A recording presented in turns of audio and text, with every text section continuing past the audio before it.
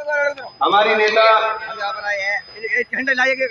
देश के मजलूमों की आवाज श्रीमती प्रियंका गांधी जी, मोना जी, भाई दीपेंद्र हुड्डा जी, विवेक बंसल साहब, अखबार वाले हरेंद्र मलिक जी, आचार्य प्रमोद कृष्णन जी, सईदुज्जमा साहब, संजय कपूर साहब,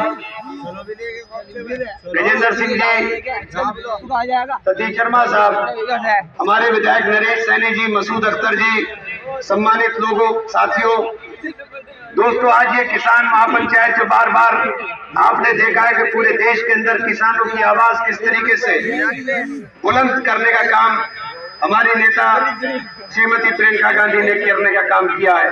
और किसानों को समर्थन, चूंकि समय इजाजत नहीं दे रहा है कि बहुत ज्यादा बात करूं, लेकिन इस बात के साथ अपनी बात को खत्म कर दूंगा कि न ये सुबह आखिरी है, न ये शाम आखिरी है।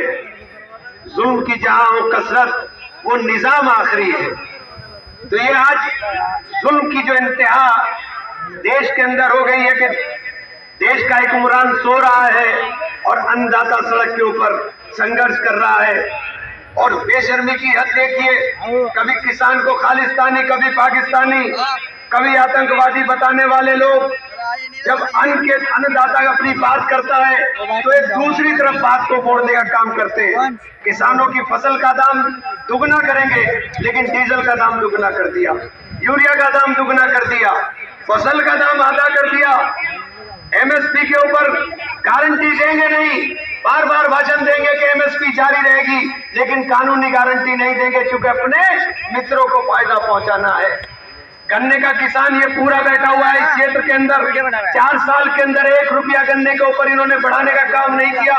10,000 करोड़ से ज्यादा गन्ने का पैसा मिलों के ऊपर बकाया है, लेकिन प्रधानमंत्री से जब भी बात होती है, प्रधानमंत्री मन की बात में कहते हैं मैं किसानों की फसल के दाम दुगने करूंगा। प्रधानमंत्री जी, आपके बस का नहीं है। और मुझे कल एक नरेश टिकैत साहब का भाषण का छोटा सा अंश बड़ा समझ में आया कि भाई तय कर लो इन भाजपा वालों के घरों के ऊपर जाकर के इन्हें इस्तीफे का दबाव बनाना शुरू कर दो, इसके बिना ये मानने वाले नहीं है। ये भाजपा के सांसद और विधायकों के घरों के ऊपर डेरा डाल करके ऐलान करना पड़ेगा कि इस्तीफा दो या इन काले कानूनों को वापस लेने के लिए सरकार पर दबाव बनाने का काम करो।